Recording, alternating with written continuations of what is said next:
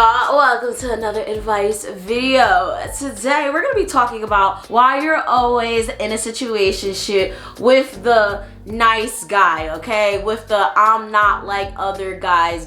Y'all know about the I'm not like other girls or the pick-me-shas, but we don't talk about the pick-me bros, okay? Those guys that like to bitch, cry, and complain about how good they are and how girls never like them or how the girls that they want to be with just won't cooperate and they're just the best guys on earth. Those are the guys you have to watch out for. Always remember, the people that talk about how real they are, how good they are, how amazing they are usually the scum of the earth, okay? Alright, so when it comes to situationships, you can just put situation as my middle name because I've had a good couple of situationships and I can say they genuinely ruined my fucking life because all of them were nice men and they all came from amazing backgrounds, and to be honest, they weren't bad people. I don't really fuck with them now. Like, I don't care for them. Well, one of them's a bum now. Haha, karma's a bitch. But like, for the most part, most of them were like really good people. Like, you would never think that they would fuck me over, but they did.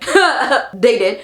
So yeah, now I'm here to tell you what not to do because I've been through it, okay? Happily committed now. Happy I don't have to go through these things again. But for those of you guys who are single, I'm sorry for you because the dating pool is trash now. Ooh, Chad, that's a whole nother video for a whole nother time. Every single day, I have a friend, family member, whatever the case, coming to me, or one of you guys coming to me and talking to me about a person in your life that you are stuck in a situationship with. And this person is usually, for all intensive purposes, a really nice person. Very polite, comes from a decent family, is really great, you know, on paper especially, and you know, doesn't seem to be a thug, doesn't seem to be a asshole or anything like that. But for whatever reason, the person won't cuff you, or you just end up in all these types of arguments. You don't understand why, you just can't get along, and you're just trying to understand why you've been in a situationship with this person for 3, 5, or 10 years, and I'm here to tell you why. So let me just say straight up, a lot of y'all probably gonna be offended by what I gotta say in this video, but that's okay because I'm only here to help. And a lot of you guys are literally getting fluff up bullshit ass advice from friends that literally don't give a shit about you, and probably you're talking shit behind your back because they're tired of telling you what you should have fucking did but you didn't fucking do 10 months ago. So now they're just telling you what you want to hear. So I'm here to tell you what you need to hear to leave that bitch ass nigga alone, because even though he seems like such a great guy that comes from a great family and opens doors for you, that brings me to my first point. He's doing the bare minimum. He's not a nice guy. He's a regular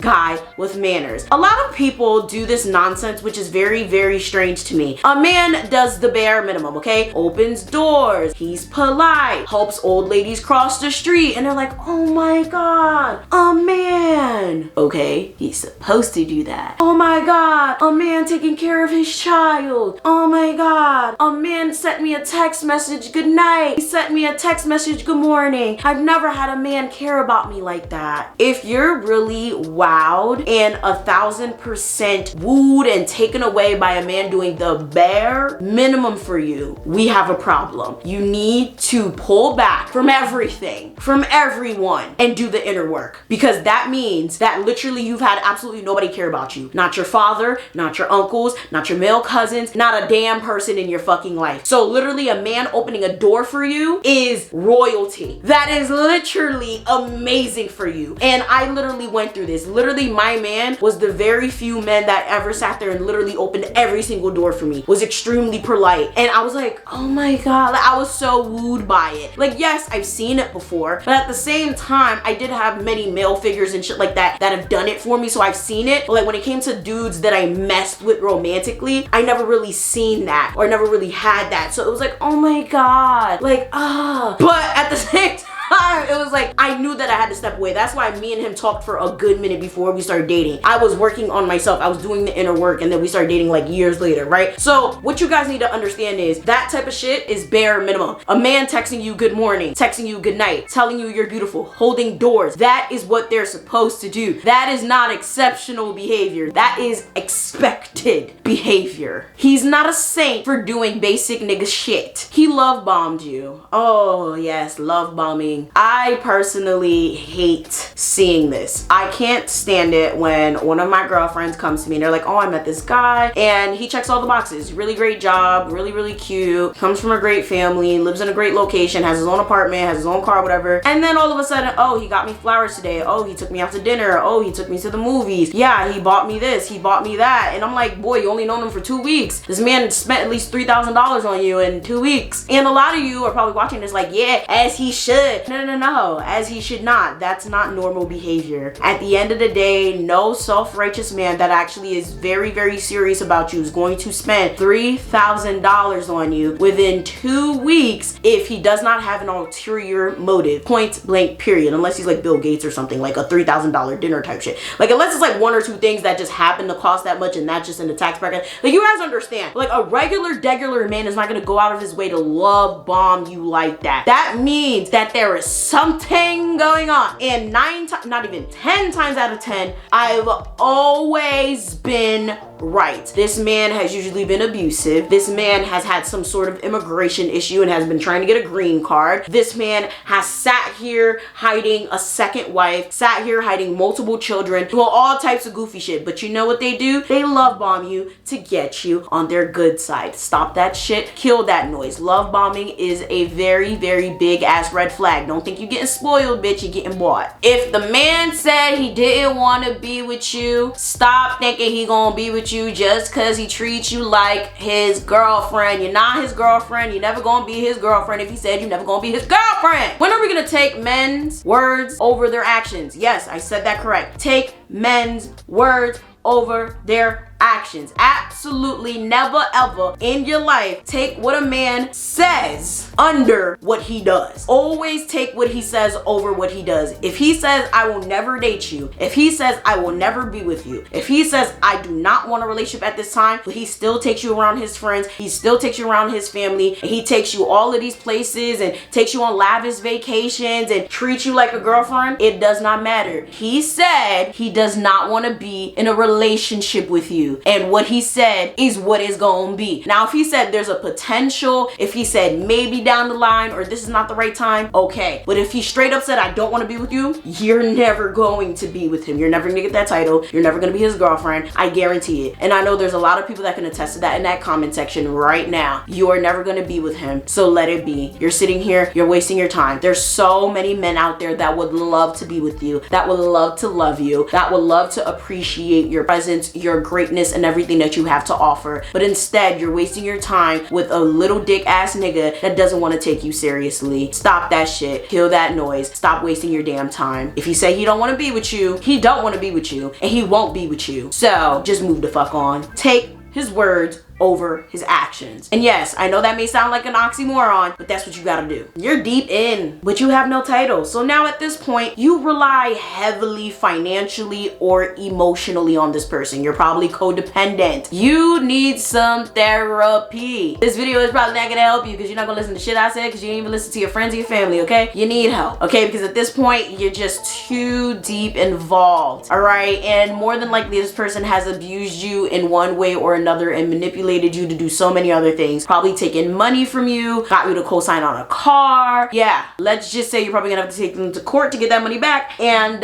this video is beyond what I can do to help you, and I really hope you do get some help. You are insecure. Listen, I've said it once and I'll say it again. Insecure people do not belong in relationships. And yes, everyone has insecurities, but it's completely different from being insecure. People who are not 100% happy with themselves, people who literally cannot stand out in a crowd, cannot stand next to another woman or another man and be like, I think they're better than me. People that sit there and feel like they can't go outside with their real face, with their real lashes, with their real hair, with their real sense of style without going on social media and seeing what they're wearing and mimicking it. People that really don't have a sense of self do not need to be in relationships, because if you go out there trying to date while you're insecure, they're going to eat you alive. I don't know how many times people gotta tell you this, but I'm saying this right now. Work on yourself and do that inner work before you start going into the dating world, because if not, not, they're going to eat you alive. You value not looking like you're alone. There's too many of you guys that settle being in situationships just because it makes it look like you have someone. Not the fact that you have the title, but it just makes it look like you got something, you got somebody. So you're just like, oh, well, you know, I'm just gonna stick with this person because, you know, at least I have someone to go to Walmart with, at least I have someone to be in the club with, at least I have somebody to come to these gatherings with, so I'm just gonna stick it out. That's problematic. That's an issue. Stop it. You deserve to be claimed. You deserve to have a title. That's bare fucking minimum. You need to stop normalizing, oh, I'm just gonna be in a situationship, oh, this is gonna be a fling, it is what it is, well, that's still mine because, you know, he sleeps with me or she sleeps with me, so, you know, it's still. Now I will say, if you guys are two consenting adults and you guys like it that way and no one has a problem, yes. One of you at least is like, I'm very unhappy, I want this person to call me their girlfriend or their boyfriend, whatever the case may be. If you feel some type of way about that, you need to let it be known and you need to get the fuck out. But let me just say, this is not for y'all motherfuckers that's been talking to somebody for like 1 month or 2 months and you never met the person before and now you sit here demanding shit. Like, no. Like, this is for people that's been in long-term situationships. Like, y'all can't be out here demanding shit you don't know the person. But like, for y'all that's in these long-term situations, this has been 1 year, 2 years and you don't got a title. Come on, come on. So how do you get out of this situation? What do? Right? You heard everything I had to say and I'm sure there's way more. Of course, everyone comment down below. What are the signs of a bad situationship and why do you think people end up in situations with the not like other guys or the nice guys? I'd love to hear it down below because I feel like not enough people talk about this. So steps. I know a lot of you people are not gonna hear this because a lot of you guys are probably not gonna take the step, but you guys are gonna come back to this video whenever it happens and be like, damn, I should have did this sooner, but cut the person off. Cold turkey. Block them, leave them. If you're living with them, move the fuck out. Like, there's no other way. You have to cut the umbilical cord because for whatever reason you guys are conjoined, okay? You need to cut them off. And there is no friendship, okay? This is not a real breakup. This is legit a codependency that you have developed with this person and it's not healthy to continue it. You need to cut them off cold turkey. The next step is you need to stop avoiding your friends and your family because you know that what they said was correct. For whatever reason, this video is probably prompting you to make the step, but you know your friends and family have told you this shit for a long time and now you stop telling them shit so they would stop telling you that you a dumb bitch. Tell your friends and family what's going on. Yeah, so they can offer you some support because you're gonna need it. Because I'm not gonna lie, I will say the situationships that I've been in have been harder to get over than my relationships. So let your family and your friends in. They're able to see what you can't see, especially when you're in love. And for whatever reason, we fall deeper in love with situationships more than the people that we're in legit relationships with. I'm not really sure why, but we do. Get to know yourself. A lot of reasons a lot of people end up in these situations because they don't really know themselves well enough. A lot of times we're young, we're dumb, we don't really know what we're doing, so we just end up picking the wrong people for us. And a lot of it is just a part of life. A lot of it is not really doing much harm, but a lot of it is. We end up with abusive people and then they're not even our boyfriends or girlfriends, they're just situationships. Can you imagine? We end up with like just really shitty people that do really shitty things to us. We lose all this money, ruin our credit, whatever the case may be, and it's like, damn, all of this for a situationship. Understand that if you do not know yourself, you're gonna end up making really horrible decisions, not even just in relationships, in every aspect of your life. So like I always say, do the inner work. And finally, face your trauma head on. Whether it is an absent father, sexual abuse, mental abuse, emotional, whatever it is, you have to face it head on. You have to go to therapy. You have to do whatever it is that you need to do to start to cope with it, start to heal with it, because if not, you're going to carry that baggage into every single relationship that you go through in life. And every single effect of whatever has gone through is going to trickle into everything, from your friendships, your relationships, and everything. And that's what a lot of people fail to understand. Everything that's happened to you is not your fault, but it is your responsibility as an adult to get help for it. And most importantly, if you don't, it's going to leave its effect everywhere. Your trauma is like a shadow, okay? Your trauma is everywhere. It doesn't leave you, okay? You just gotta deal with it, okay? So are you gonna be afraid of the shadow, or are you just gonna say hi to the shadow? Or are you gonna ignore the shadow? It's like a shadow. It's baggage.